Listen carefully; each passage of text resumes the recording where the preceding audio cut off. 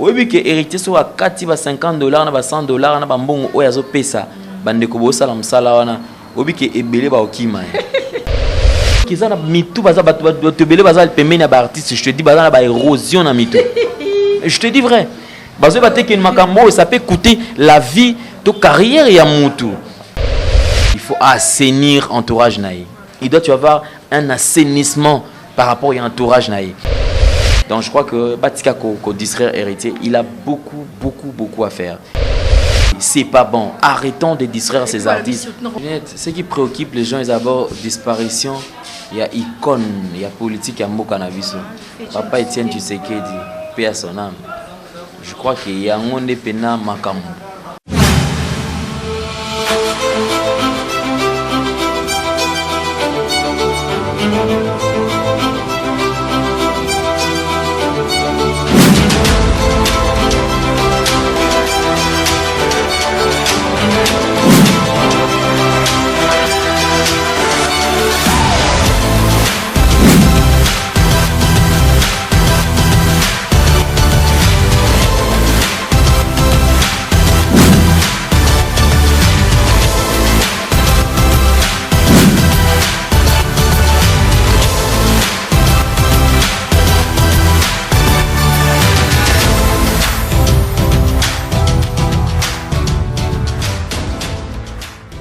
Ok, bonjour chers amis internautes, nous sommes toujours au Landabiso, une émission où on toujours parlons de, où ils sera toujours présenté par Ginette, moi, la cadette de la presse congolaise. Quand nous sommes toujours bien la cadette, il sera bien.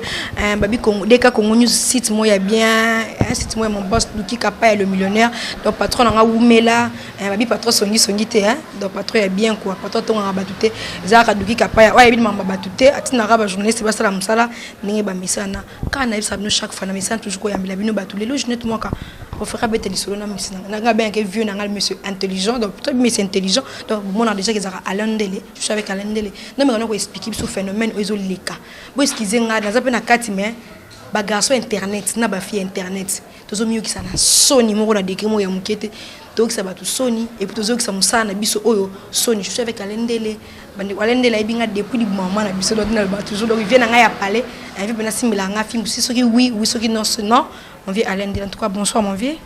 Bonsoir Ginette Moka, la cadette hein. La cadette de la presse. Wal j'ai banango sur na mbile Alain Dele à la plateau Alain Dele to banal biso mambo eteno héritier Watanabe c'est vrai que mambo héritier Watanabe bokendaka bo participer c'est vrai que tam suje net mo rakendaka na été mais c'est vrai que bokendaka bo participer mamam news ndenge lekelaka au répétition bokei au concert bokei mais mamam ko ningani o lekaki na kati ya boîte na fiesta soki na ngana za kité mais Alain Dele za ki wana était Alain Dele za mieux placé ko mekano ko expliquer biso ndenge kamango ezali laki soki moi mo résumé biso mukina mambo ndenge za ki kuna kati ya. Merci Ginette. Donc je crois non puis ça peut mboter na batutu bazuba Landa biso na boss na biso. Luki Kapa est le millionnaire. Luki Kapa est le millionnaire donc Luki Kapa ya boss na biso mbote belé. Et puis mbote na bandeko to Landa biso Zulik Bakwa Olanda biso encore une fois de plus. Donc je crois quand même pour qu'on résumer puisque depuis un certain temps en fait n'a même qu'à garder moi silence mais il fallait peut-être Koloba to pe sa point de vue. De moins que bon c'est pas dans les cas bon. J'étais obligé d'aller quand même. Et en parlant de ces deux artistes, oh Mambo Salama est dans la boîte. Je vais donner un petit rappel en fait. Nous avons le roi de la forêt, le phénomène, Ngia Mamakanda Weranson, ambassadeur de la paix, que je salue en passant. C'est la 7 jours de la semaine. Je crois il y a une décennie, Otoyebi, ce que Weranson a fait. Il y a une histoire, il y a musique, Nabiso. Plusieurs fois. Zénith de Paris, Olympia, Bercy, Palais des Sports, parmi les événements au Koutou Kanga, côté Papa Chéri na Zénith, il y a côté où on a Palais des Sports. Nous avons vu Weranson à plusieurs reprises, parmi les rares des artistes qui ont été reçus comme un roi à l'aéroport international d'Enjili, à Longola Batukolomwa, aéroport Ti Grand Hôtel, Makolo, s'il vous plaît.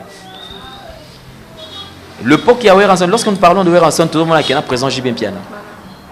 Nous avons vu comment est-ce que ma balle est kabwana. Moi, si Azamta Jibe, ma balle Azamta Wera, Bakabwani. ba famille, ba frère, ba sœur, ba kabwana. C'est-à-dire que nous avons vu, il y a eu un phénomène et ça là man temps wana auto-évité. Et parmi les ceux qui jeunesse, artistes, musiciens, le basu goût et ça la musique, c'est par rapport, il y a clic, il y a équipe qui accompagner, papa chéri, tout va accompagner le phénomène. Dans quatre équipe après un temps, après quelques années, héritier Watanabe Pia Okota, dans l'équipe Yawera. Aujourd'hui, on nous parle du conflit ou du polémique ou affrontement Weranson et héritier Watanabe. Je ne sais pas, en fait. Tout le monde a fait en fait. Est-ce que c'est normal? Et ça pratiquement impossible. Moi, à ce que je sache, Naebike, Ezalaki, héritier Zaki, après production, par rapport à la production, na Béatrice Hotel. Non, en fait, ça, ce sont des histoires, en fait. Tu vois, tout le monde a un concert et na Béatrice Hotel. Tu verras que le concert d'héritier Watanabe, quand on ne te trompe pas, c'était classe. Ça là, conférence de presse, là qui bien. C'est vrai, bah faille, ils ont raté. La même chose avec sa production à Béatrice. Mais c'était classe, on a vu, bah toi là Kitoko, c'était bien la musique, tout était bien ajusté. C'est vrai. Salle, ceux qui disaient le ça VIP en fait, $50. Combien ma bêta on a salle on a $50 et puis $100. Il n'y avait pas d'invitation. Moi je pense naibike on t'a sommé un billet, bio ngai nazo ou yanga kota. Donc, c'est normal en fait, puisque presse fallait qu'il écoute. Tout le monde héritier ça là qui nous qui top. Après là, ça qui na match, ça qui organisé, ça qui na Char Club. Kolongwa Char Club, ça qui na Riben Hotel, ça qui na production, na barbecue. A Betty barbecue, na l'action image à barbecue de l'éganaki. Kolongwa barbecue, des ala qui fiesta. Moi, je sais qu'on a fiesta, tant on a une fiesta. Et le roi de la forêt, ça qui n'a quatre, il a invité na. De quoi il va danser, je crois, il Kenyan to, voilà, voilà, Kenyan, tu vois. Mais nakukai konimate que ne batoko ba oti ba commission ceux qui n'engeni. Dans la boîte en fait, c'est vrai, on joue, il y a variété de musique en fait. Ils ont la karaté qui musique moko non. Il y a eu un moment le roi de la forêt bandai ko betango, bando betaye.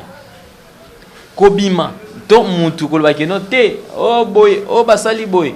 Moi je pense que ça n'a pas de sens. Oui ranson ngana mona ti ranson abimaki. Mais après tout lobby ni bato yote wera oh boy babundi so basali nini tout ça. Même si tu yoki wera zaki na kati wana et puis balingate héritier lingate musique a wera beta ba katango MC DJ chabie mané beta tinga na robima. Si je te montrais les images tu verras image au générique héritier Zobet. Au moins l'image au BM et bande bêta. Le roi de la forêt était présent à Nakati. Héritier Azalaki na VIP à Kanga qui VIP na Mobimba. Et le roi de la forêt Azalaki na quoi msusu. Ozomona. Oui ranson Azalaki accompagné na Sankara de Kunta. Invité na wana et puis na mona ba mettre Azalaki wana. Parce que nengo yebeli pena le roi de la forêt. Mutu pena yebena ote. Ameki. Ah! Ça n'a pas de sens en fait. Ça n'a pas de sens. Qu'on arrête de distraire ces artistes. Qu'on ne distraire même pas le roi de la forêt. Mais je m'adresse plus à Bato Baron distraire héritier Watanabe. Ginette, ne trompe pas. Si dans les jours à venir on parlera des 5 artistes musiciens qui vont peut-être gérer la musique congolaise, héritier fera partie à Batouana. Héritier en a charge à Kosa Kanate. Il n'a pas le temps de se faire distraire. On est dans la distraction puisque héritier dans la production qui est aux États-Unis. Les journalistes, les chroniqueurs, les chroniqueuses ne veulent distraire héritier Watanabe. Si vous avez $500 pour le but de n'importe quoi, le but qu'on a $5, $100 à le but de n'importe quoi. J'ai beaucoup de respect pour les mais je préfère qu'on ne les appelle pas journalistes en fait. Chroniqueuses, animatrices, voilà. Oui, mais ceux qui sont dans bon, c'est pas bon.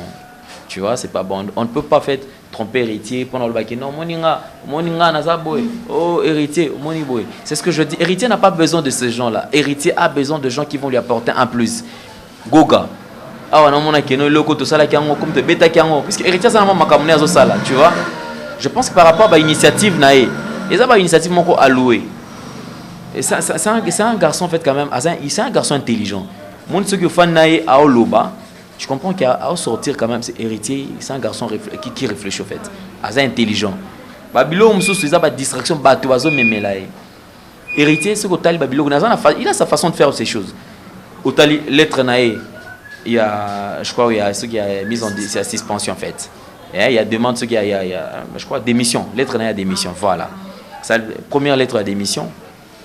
Otali première conférence de presse nae. On a un Roméo Golf. Tu verras depuis la conférence de presse, dans la conférence de presse ça c'était vraiment impeccable, vraiment waouh. Tolongo a la production na Roméo Golf. Olongo ana otali première répétition il y avait un Sonia Chao mon père à son âme. Au monde il y avait du monde, il y avait un engouement moko terrible. C'est-à-dire que ça na vague ne moko boy batika ko distraire.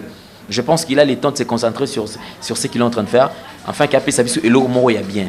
Ce Tolongo ana tu vas noter le voyage na Bangola, ba voyage na Liboso, mona ba se papier ça le jet privé à Kenya na jet. C'est-à-dire que c'est un artiste quand même moi ça na vague naé. Et alors j'ai compris qu'il y a des gens qui ont besoin de détruire héritier. Alors sa destruction est liée bandawapi. Ko distraire nan. O te héritier na venaé, o héritier kutuboy. Tu sais les la plupart de personnes animatrices, pas chroniqueuses, pas chroniqueurs. Je suis désolé pour le comportement à Bongo. Tu sais combien de fans oyo bazak dessus par comportement pour dire oyo que o te héritier a manqué. Obi combien de personnes ont héritier à perdre. Vous comprenez? Tu sais combien de personnes ont sous 20 ans à perdre na biloko. Likolo ya ba sottise ba banalité moko boye ote aloba ki boya sala ki boye c'est pas bon. Arrêtons de distraire ces artistes. Les journalistes beaucoup mis un système à deux camps. Donc comme là oh il y a héritier. Bon on a habité sur nos causes mais on le baka bosolo. Donc ça oh il y a héritier. Donc so ba oh il y a héritier, so ko na oh héritier te ko ko yamba héritier te, ko yamba médecin ya héritier te, sens moi bon. Et comme bah oh basé à bon on a mis ko peut actualité ça mi héritier. Donc la plupart bah journalistes bah excusez nga bah animatrice, bah chroniqueuse, bah chroniqueur, bah comme ming kaka ya héritier. Donc bah basé na ngambo héritier bah tome sous 4, tome sous 5. Parce que pourquoi mieux so wana? Vous avez monté bato balanda rabiso, bon tu vas ngoni na mutu, pas poste balanda biso. Junette, ce qui préoccupe les gens est d'abord disparition, il y a icône, il y a politique à mboka na biso. Papa Etienne Tshisekedi, paix à son âme. Je crois qu'il y a un monde pena makambo. En parlant de Bandeko Salabon, je suis vraiment... Je suis désolé, je pense que lorsqu'on fait ce travail, ça c'est un métier noble. Nous devons être au milieu du village. Un journaliste ou un présentateur, en fait, je parle de journaliste. Un journaliste est impartial. Au moins, Bandeko Salaka, c'est tout ça dans la télévision. Au moins, Bandeko Salaka, dans les journaux, Bandeko Salaka... on a une chaîne à la télévision, une émission politique. C'est-à-dire, aux présentateurs d'une émission politique. Quand on sait que on a tendance, au moins on a ça l'émission, on a appelé un opposition. Mais à Zoyamba, il majorité. Alors, le travail lui impose à ce que lorsque le reçoit une personne y a opposition, il est censé prendre la part de la majorité. Puisque Moussala a exigé lorsque Ayambi battu à majorité, il est censé prendre la part, il y a battu à opposition. Au moins, ça n'a rien à voir avec la tendance naïe politique.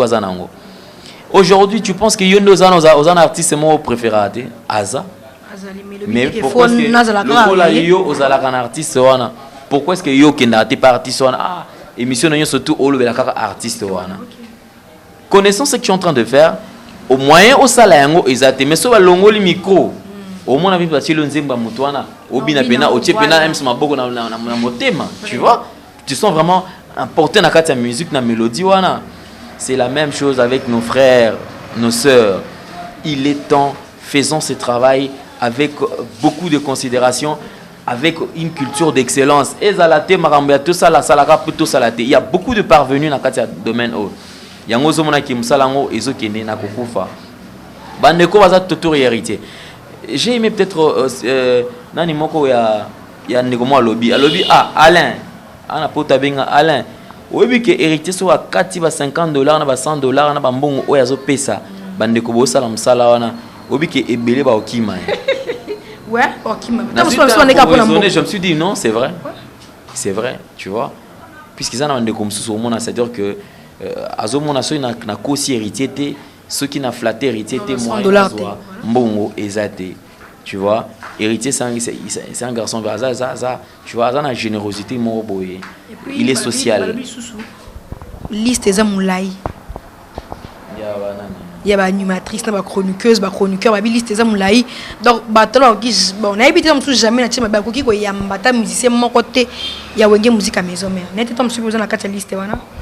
Bon, je pense qu'on a la liste, on va publier qui vont. Mais quand même, qui va publier qui liste? Oui. Le jour où on va publier qui liste, par exemple, où ça là, il va publier la liste, je crois que Bandeko va kenda qui émission Zamba Zamba. Bandeko va kenda na émission Zamba Zamba. Ngana mema qui papi le prince tout ça inae ngam tu na mema qui naezo na la Zamba. Ils a qui na qui rap non. Puisque c'est un frère to solara bien. Na kuti na memi to keneti na Zamba. Zamba Zamba. Le gens ba bien et pas héritier ce kuta na se fan héritier to sola. Toi le bio image mon bando le belabo. C'était je crois à 2h du matin.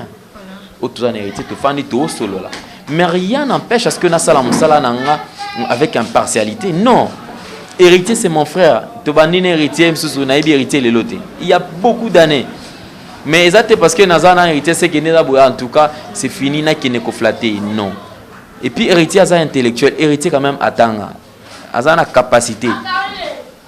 Ayebi le corbeau le renard. Nasuka phrase de l'obinini. Apprenez que tout flatteur vit au dépend c'est lui qui l'écoute. Tu vois? C'est-à-dire héritier ne peut pas vivre seulement au dépend bateau bazoya ko flatter, tu vois? C'est-à-dire lorsqu'ils viennent pour le flatter héritier, koko skobangate. Héritier ayebi capacité à mutu moko. Ozomona. Même marambuto sal et salama héritier ne te trompe pas. Héritier ayebi. Donc je crois que Batika ko distraire héritier, il a beaucoup à faire. Donc respectons quand même l'artiste, icône, n'est-il le roi de la forêt. C'est pas propre parce il combo awe gaba ndo tiena makambo te ça la front. Et puis non il mo no we rasol pe makambo tiele ka bupena ya essayer mon plus. Et bato bazolo baba le ka balobi bazongo balobi bo. Bon, jusque là dans ce cas là ta réponse à raté. Je crois que le roi de la forêt c'est un artiste un peu réservé. Bandeko baba et puis le roi de la forêt qui est un peu réservé. C'est vrai à l'obaka mais qui est boy. Et puis je ne pense pas que on a encore réagi est-ce que Neza a déjà oyoka le roi de la forêt yemoko alors que ote moi na ngati yeboy alors c'est ça en fait bateau va tout autour dans artiste on est bakenda koloba balobi donc pendant koloba que héritier makamutuzo le katoto héritier ne pense pas qu'héritier a évité mais je pense ce héritier est bien mais pourquoi pas se débarrasser na bateau na nyonso on a évité soi-disant attacher des presse taillées. Il y a un moment je voulais lancer un appel déjà à Héritier Watanabe, je le dis peut-être awa na voix mais je crois que dans mon occasion je pense qu'il est temps où il faut assainir entourage naï. Il doit y avoir un assainissement par rapport à entourage naï. Ce qui est là, professeur Manolo Bananga, c'est que non, Alain, tu sais, avant de s'attaquer aux érosions mentales et physiques, il faudra commencer par les érosions mentales. C'est-à-dire qu'ils ont mis tout, je te dis, érosion dans mitou. Je te dis vrai. Ça peut coûter la vie, ta carrière et à moutou. Les lots, c'est peut-être un peu ici héritier. Pour héritier, on a vivre en tout bana héritier, tout ban de quoi héritier, pour vivre en tu penses que Batoutou on va la soupe payer héritier? Ces gens-là viennent payer héritier parce qu'ils ont Kogan, parce qu'ils ont la poule, qu'ils ont cause à 32 degrés, ils ont grand maître à loge, ils ont boy, tu vois. Nous se tourne monsieur le chanteur. Comme nous se tourne, c'est parce que yebi que azana et loko moko boye bazolanda. Baby que non son alandi héritier, n'a payer héritier, héritier pas en relation, le penako qui ne peut mikili. Héritier si manene qui na kokuta na basi bajo modango kikoya batu baza ebelete na kozwa basket na kozwa boy mais est-ce que vie est sous kaka wana lorsque yozo sala bongo mais yozo entraîner artiste na libulu ozo baté kezo coûter vie na voilà je suis en train de dire à Héritier Watanabe je pense qu'il est temps à ça l'assainissement et puis c'est un garçon intelligent lorsque les gens viennent peut-être pour na flatter mon frère le cause à la dia courageux ou attaquer no bato lo bano boy yebisaka moto wana stop soit $10 frais de transport ana pipo il va Fabregas. Donc prochainement porto à côté assisté. Tu verras que écouter à Batu. Héritier Nazana makambo ebele yoka album nae. Un artiste qui exploitait beaucoup de thèmes et puis OK na couleur différentes couleurs il y a musique. Tout le temps on attend Héritier va nous expliquer Batu, BM, DDD, tout en noir, Betifo. Ils avaient biloko ebele biloko même nani Marlène Zomona. Il dit merci Mbokani. Donc azana badnani il y a Samuel Leto, ana makambo ebele o il faut ça là, ba fa baby. Donc yon surtout na ils a pas distraction. Héritier, c'est un grand artiste. Je pense qu'il est temps à avoir conscience et à l'assainissement et entourage. Est-ce que vous avez un entourage, vous avez héritier Watanabe? Est-ce que vraiment héritier Watanabe est-ce que un attaché de presse? Toi quand on a une sima. N'habite parce qu'il y a un temps il y a un sima mais il y a temps pour qu'il y ait une répétition. Héritier Watanabe, on a attaché de presse. Bon, je pense que Ginette groupe héritier, c'est un groupe qui est structuré. Ils ont structuré. Ils ont une tâche peut-être à attribuer à Moutou, moko. Mais en connaissant peut-être tout ya kozala na connaissance moko sur structure wana naza nango penate. Mais je crois qu'un artiste comme héritier Watanabe a oki kozanga te attaché de presse. C'est sûr que azali. Même si tu vois que Joka Kabengele azaka il y a des attaches de presse héritier Watanabe parce que tout le monde a un jour il y a des répétitions héritier Watanabe ezaka na boyoma à la place de noble voilà la place wana tout le monde a nani Joka azaki wana mais à un certain moment tout le monde a sous Joka te n'habité parce que Ginette moi la cadette était elle pas net tout notre fils qui mutuna tout le monde a Joka jour wana liboso vraiment héritier ayaka aux la place de noble héritier Watanabe tout le monde avait Joka non sa concert en belé mais malalement tout le monde a sous Joka te. Bon, je crois quand même, il y a Joe, c'est un grand, hein. Il y a Joe, c'est un grand. Et puis, je crois qu'à cause de la peine, je Rosala. Mais moi aussi, je pensais qu'il peut-être M. à la société. Mais le jour, il y a concert, il y a Béatrice, à Zakiwana. Moment même, il y a Balance, à Zakiwana. Tu vois, donc je me dis que c'est sûr qu'il y a Zakaka. Et puis, je me rappelle une fois, et pas héritier, il y a mon raté, mais tout le monde a un rep, il y a la coulisse, je crois. Na yena moni ya jo aye à côté à fan c'est-à-dire en bon terme na héritier. Donc je crois peut-être que msous kaka baton makambo et puis héritier ce qu'on a minute au groupe et fan par rapport à Erwana qui msous batiaka la chaleur mais na minute ce que et fan a déjà baby que joue à répéter ça jour boyer donc on a sens soir. Est-ce que alendele en tout cas na tuna o poso na tunya onte na obosana est-ce que vous êtes attaché de presse et musicien. Donc il faut que journaliste faut attaché de presse na yé. À cause de ton journaliste exemple, à ce Jeunette Mwaka, à partir de presse exemple et musicien, na rocha net exemple na bon, na rocha peut être Alendele. Il est Alendele, ngaj Aurelinda ko yamba Alendele te. Faut ton Jeunette Mwaka. Parce que Jeunette Mwaka na Aurelinda ba yo kana te. Na bi te fait so boto comprendre Alendele.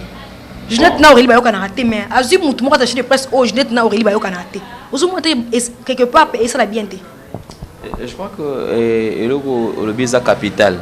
Na bandolo baké na émission sous que ndeto aboy les gens ne savent pas ce qu'ils font bazé beloko ba osalaté mais un attaché de presse c'est une personne qui lit l'artiste na presse on se comprend d'abord c'est dire ata ozana antécédent na yo namut aussi longtemps que l'artiste aura besoin il y a apport il y a journaliste wana tu es censé ou obligé ya collaborer na journaliste wana ozomona.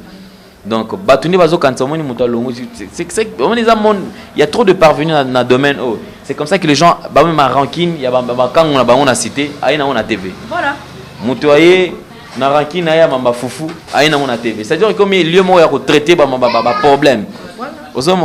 Ici, on est impartial. Tout ça face mon sous. Ils ont des moments qui nous Alain de Lola ta fashion. Mais on a besoin de monsieur le français, yo la l'homme en cravate le mani. Na ebisi mais non, c'est tout une petite amie nga biso que nous nazala bongoté, nazala ka bongoté. Ils ont accoutrement on a vu que nous nazo les calboso na bino. Pour na respect nazala kango envers bino, je ne peux pas m'exposer. Il faut na là d'une manière assez décente. Ozomona. Mais ceux qui commis na tout na foyer nanga. Est-ce que vous savez pas na l'autre pena costume na pour na maman non. Ça n'a pas de sens. Donc, ce qu'on a aussi, c'est la confusion. Alors, on vit à Ndako. aye nango na TV elo ezoboma ba attaché de presse so bazuyo eza lokola kaka bazuyo bazo engagé ndenge moko za fonction moko za simi donc yo il faut kaka o remplir ozomona ba tâche na yo le reste c'est o pesi mutu ba invitation osali mara mutu puisque yende dans temps ozui au fini Ginette yeba que non bato balinga Ginette déjà beau perdre bango ozomona ba téléspectateurs no déjà bato wana ba perdre bango d'où comme ba parvenu baza ebelé tozo senga bato o ba sala musala oyo les attachés de presse bande kutu baza tout autour ya ba artistes o baza exercer musala oyo respectez les artistes et puis vendez une bonne image ya ba artistes oyo bino bozo sala na bango musala puisque avenir ya bana ya ba famille na bango ya bango moko ezo dépendre na musala ba mneti ba mtuso ngana ba ila monka cop na TV donc ani journaliste te alega pe na ifacité atana ina akomate mais kamba moko asimi micro po ya na ngaza na site na ye fona simba microphone na loba et puis to ba kokota wana ebiki abimana mbali kingandi tongo ya na TV eka ko rendre kama kambuana ya bulingo na bango na ebiti tom so alendele loko na yambio o mekana ko loba po ba ko monsieur l'intelligent to o mekana ko loba o makam auto vendre na ngo lelo e ko sunga biso lobi peut-être Ginette mo kana raneline e lobi ranele okola Ginette maman na raneli maman na opena na TV boy ozo mo ateke TV to ça les lever et ça pour les loter pour na lobby. Oui, bien sûr que ils pour na les loter, ils pour na lobby. Mais Ginette, t'en fais pas. Retiens ce que je te dis aujourd'hui. 10 ans après, on ne parlera plus de cette génération. On dit 10 ans après. Génération Zomona boy. Oh Kingani star. Oh nani. Oh nani Kingani. Oh prêtre. Oh Nzambe Anini. Oh Kolo Nani. Oh Nini. Je t'assure qu'on ne parlera plus de cette génération. Puisque les aboués batou batala biso bazo baté kubanga note bazol ba komi lemba biso na niveau mo ondimate ne pe na ngasele kasala kongo ba kinango ke Ginette pena donc pour son na nda ko pena mo na tala bino sous te bo mo baisse imaginez mon tavana pena bana e alors yo zo ki micro nga so mangana bana so meka bela 500 ngana ba kutuna na mutuka bo biso utamwa makolo so na biso zani buba biso so ali batanda ya bafanfa biso ba okuta msu na chaka kala suma kabelo na kala kaya na chaka échanger ni na éviter omoni bangamio surtout en session de futilité au même na télévision toi tu peux le lot les qui griffer voiture na ils ont coûté moins cher tu vois mais tu oublies que mon mutu mo total millionnaire à total parce que déjà RAE normalement yo bandi ko griffer wani lobe la marque ya voiture moko o déjà ça la publicité sans qu'il va payer le ngombon a mono zo ba pena ozomona au moins akutu bon atali kutu alors que ça na matière ya bien lokolo bandai kaka parwana azimba la moko azape voilà na minute normalement na mutu ne so atafa na camarade tiens dans le petit wana non mentalité blabla en fait ils font de blabla tu vois. Ils font de blabla. Mais Azan a besoin en matière. Le lieu où on a annonce à Moutabandi, fidèles téléspectateurs, de vos hommes on a vu ça, nga danger, t'as nga nan zambé na bango, nga quitté quoi nini. Mais tu oublies que la beauté est relative. Moi je dis toujours que ma femme est la femme la plus belle du monde. Yo mobile na yo le barakeno Ginette, la femme la plus belle. Mon Didi. Tu vois? Aucun côté Aurélie, ma femme est la femme la plus belle du monde. Parce que yo ko sanga keno des Aurélie qui moi sanga na boyango. Non, tu comprends? Le New Beauté est relative en fait. Beauté est relative. Les autres dépendent dans mon sous. Toi tu aimes le noir, moi j'aime le bleu. Tu aimes le jaune, moi j'aime le rouge. Aux hommes donc ils a pas couleur, le goût les couleurs ne se discutent pas.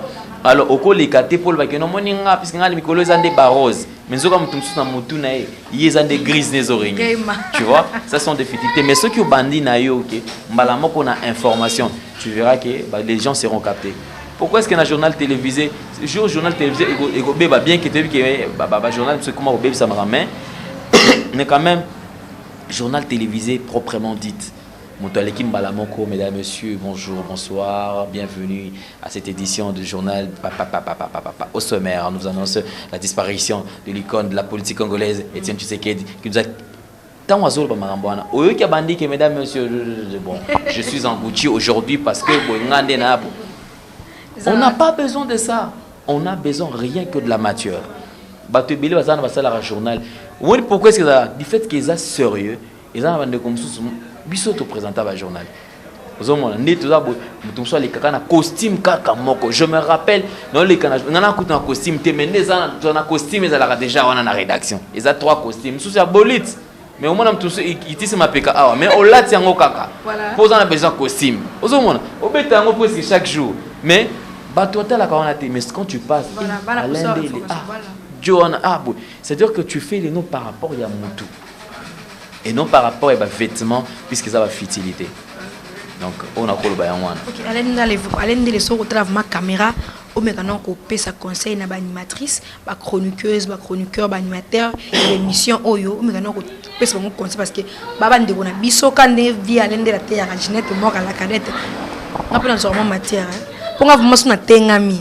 Boya pene bo benda nga mato yo bo benda nga pene bo gangile bo beta nga film pona otenga mate na yo gangile lambate na yo gangile pour nga mama na ibna ko ba grifte nga ba na ibna ba grifte ngola ngelo wese ya grifte na ibna nga ngote oh je te tchanga comme nga plante comme nga da chebo yi na lati na bimi na yi na sala émission donc c'est fait maka propre na mission mais même information na pour ça te yo bo na oh Ginette mora sexy oh Ginette mora so sirène so ndeni maman tevo bien pardon tout passe en tout cas les maçons au so on me donne pesa bato conseil et puis surtout la héritier Watanabe na le roi de la forêt hein parce que trobi mi na bango on me donne ko loba na bango pe na bande ko na biso toucher ba animatrice un petit conseil na bande ko toi ça msala oyo je crois que ça c'est un métier noble respectons ceux qui nous regardent puisque on ne sait pas qui nous regarde en fait il y a deux parents.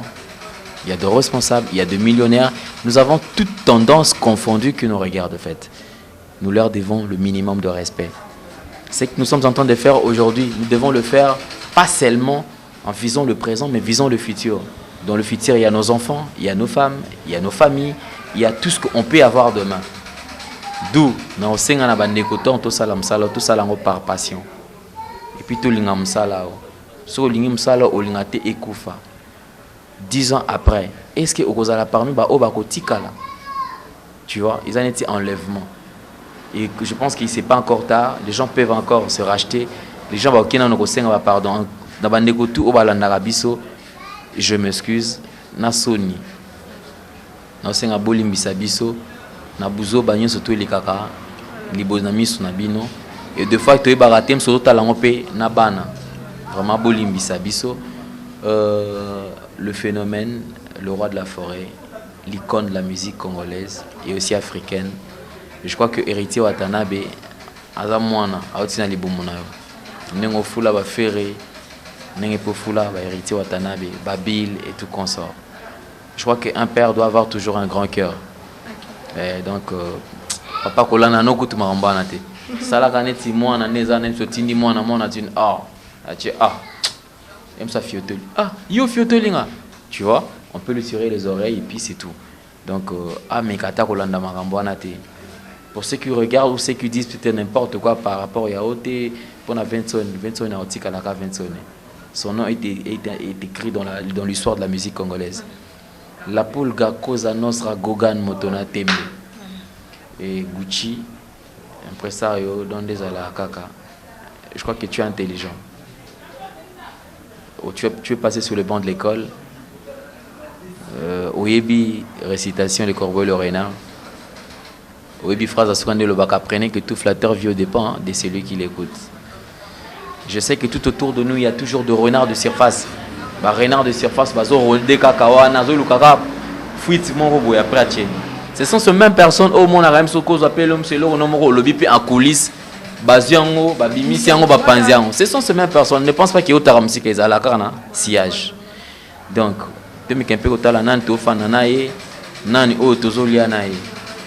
un assainissement d'entourage et ça bien. Et puis vous allez bien pour l'avenir. Tu seras parmi les 5 premiers. Il y a musique à Mboka Nabiso Soki Lelo Banyo soigner Marambulelo. Je pense que vous en avez devoir. Il y a comme ma musique. Tu as belé de milliers de personnes qui sont simana. Puisque héritier, héritier, ça n'a pas tout. Puis que opena mutu ya héritier. Baza. Ce que vous avez battu, on a ce que le héritier a quoi il héritier a l'ongwe na liste ma chanteur. Au senti de déception par aux donc tala milimo tala bato basima na yo et puis yo ça la bien on a koloba ya ngwana merci tout na suka oui tout comme na suka voilà. Ok, vraiment, tout le monde a souka, vraiment, merci à ma fan Nyons, on a réussi toujours dans des cas Congo News TV 45, on a mené vient dans la série Kassala Congo. Pourquoi pas na Patrick Mayala, mon ton a TMBP, on a Guilhem Menga, on se voit na Cité Verte, et ça la rappelle bien. Pourquoi pas na Julio Ngoma, na Madame Rivine Katenda, pena babouana ma belle-sœur propre. Donc vous mettez un peu de votayo, moi c'est un libala. Pourquoi pas na Saskia moi ka création, babi petite sœur propre. En tout cas petite sœur à swag vous mettez là ça yo mon boulot. Pourquoi pas na leader Kunga ngana bien toujours Igor Kunga babi mo yembi mon nene donc kati nankolo Igor merci pourquoi pas tabatu nyonso balinga Ginette moi en tout cas pourquoi pas mon Didi Chango que j'aime beaucoup tabatu nyonso balinga Ginette moi pourquoi pas mon boss Luki Kapa le millionnaire babi mi ba le roi yo bazate donc vous me la vie parce que yonde bonga na ngwende babi boss ya songi te hein bolimbisanga pena boss nanga za songi te mamba batata la raete ata la makambo ya musala na ye merci na wali Chani Wali, un château. Merci beaucoup. En tout cas, Alain Dele, on va faire une chose balingarayo, on va monter na batu tout balingara Alain Dele. On est qui basé belé, on a monté le besoin balingara Alain Dele. Merci. Je commencerai par le réalisateur de cette émission, Tonton Wali Chani Château. Voilà, Wali Chani Château. Donc Chani Wali Château. Donc on a fait ce mot tébélé puisque c'est grâce à Inem Salah et Salama. Également on a boss na biso sous qui capable excusez-moi pardon na sabe ko nga le monter en tout cas coup de chapeau non de qui capable donc le millionnaire en tout cas boss merci puis courage toujours dans ça là boss la po biso tous les karato ça là ça na biso merci na ndegolanga assister biso awa TH maximum de respect na boutique ben Milan chez Bella Dinganga sur 8 décembre Eskatoza awa cadre kitoko olingo lata na made in London oui awa donc chez Bella Dinganga merci na Aurélie Ndaya Aurélie Ndaya babi diamant noir hein ça bien on a bien la star tu vois merci na Osama les grands gérants donc chez Bella Dinganga chez na mère Milan oui on a kuta mama Osama. Donc, au service au Maramtouz à Kitoko. Merci à LM22, Gisette Mouteli, c'est point d'interrogation, Mère Equatos, Yemo Aboya Makamo. Merci à l'impresario Claude Ndombasi. Ya Janice Tachunga Poutubanga Micho, ya Mère Anita Sita. Merci à Jérémy Mokolo, le sommet du Canada et la patronne SP Babo. Dadi Mavungu Vungu, les garçons frères. Ya Odilo Mampou, il y a exemple à suivre. Ya Simon Bidi Iskash, ya Anton Bengani, le roi de Madrid. Et Joël Mouya Dior, Motema Lauriane, Japon, Mama Gucci. Et Joël Salami, Pati Moulele, et président Toubingo na Pariwana, il y a Roger D. Mampouya, na Bossanité, et Nick Josué Kakouji. Merci, na Ginette Mouaka, la cadette de la presse. Enfin, la chronique musicale devient intelligente. Ah oui. Ok, en tout cas, on a rappelé que nous avons comme la cadette de la presse congolaise, et ça Alain Dele. Alain Dele, nous avons baptisé comme parce qu'il y a un grand frère qui a parlé. En tout cas, merci à votre émission. Merci à Château parce que ça, mon boulot. Merci à mon boss Luki Kapa le millionnaire. En tout cas, merci. En tout cas, Château, souvent, on a télé, on a des faux détails, mais il faut qu'on a télé, ça la rappelle à moi bien. En tout cas, merci. Merci à la place au Bayami Biso Awa, chez maman Milan. En tout cas, merci maman. On a battu Ginette moi donc Château, Tani Malasima.